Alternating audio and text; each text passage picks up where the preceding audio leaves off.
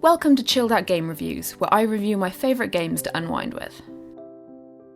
Submerged is a non-combat exploration game set in a post-apocalyptic city which has been destroyed by some unspecified event, leaving the city flooded and overgrown.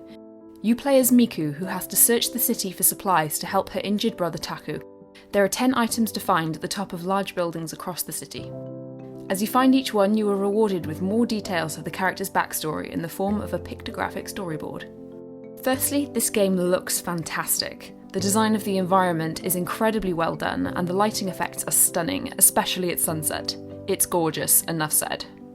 At the beginning of the game, I was a little frustrated by the number of cutscenes. It seemed to be cutscene, walk a few meters, trigger cutscene, walk a few meters, trigger cutscene, rinse and repeat. But this didn't last for that long, and once this opening section is over, the game pretty much leaves you to it. I found the controls are great for the climbing sections, but I did struggle to control the boat pretty much all of the time. I'm not sure if that's an issue with the game or just an issue with me. I've never been very good at driving games. I'm just glad your boat doesn't take damage. I knew that this game had no combat in it, so when I first encountered what I affectionately refer to as the creepy dudes, I was a little concerned what direction this game was headed. I didn't want to spoil any of the plot, but this game isn't scary. There is no need to be afraid of these guys. I will say no more.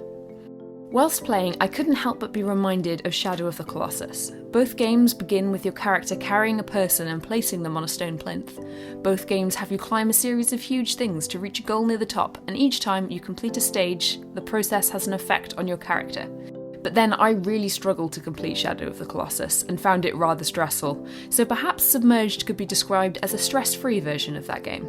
You uncover the story of what happened to the city by finding collectibles. These are scattered everywhere across the huge map, and I only found about half on my first playthrough. I was still able to get the gist of the story, I think, and I love how it's told through pictures. If you're a bit of a completionist, then you will love this aspect of the game. I was able to complete the game in about 2 hours, but because of all the secrets to find, I think it has a lot of replayability. At the full price of £15, it might be a little bit steep for the length of the content, but I think it's still a really enjoyable experience that I would really recommend for unwinding with. However, when my anxiety was at its worst, I think the creepy dudes would have been a bit too much for me to handle, and I probably would have stopped playing once I came across them. If this sounds like you, then maybe give this one a miss until you're up to it. Because of this, I give Submerged a chill out rating of 3 out of 5. Thank you so much for watching, and please come back and check out future chilled out game reviews. Bye!